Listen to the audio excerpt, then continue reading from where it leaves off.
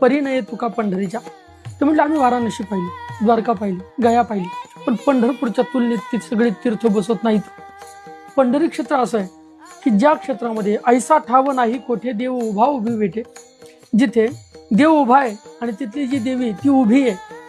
उभा उभी शब्दाचा अर्थ होतो तात्काळ, पण इथे उभा आणि उभी शब्दाचा मी असा अर्थ केला, उभा असलेला देव आणि उभी असली देवी हे दोन्ही एकाच ठिकाणी भेटतात. ऐसा ठाव नाही कोठे.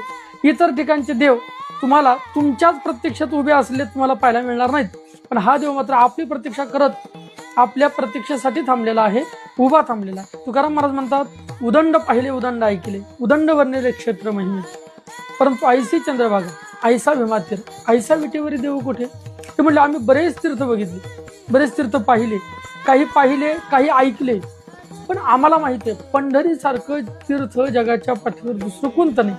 आणि म्हणूनच ते स्वतःही पंढरपूरला जातात आणि इतरांनाही पंढरपूरला जाण्यासंबंधाने आग्रह धरतात. चला तुम्ही जन्माला आले ना, आलिया संसार उठा वेग करा, शरण जा उदारा पांडुरंगा. पांडुरंगाला तुम्ही शरण जा. सुखा लागे जरी करसी तळमळ, तरी तू पंढरीशी जा एक वेळ. मग तू अवघाचे सुख रूप होसी, जन्मोजन्मीचे दुःख विसरसी. जन्माजन्मीचं दुःख विसरण्याचं सामर्थ्य पंढरपूरच्या वारीत आहे. तू पंढरपूरला जा.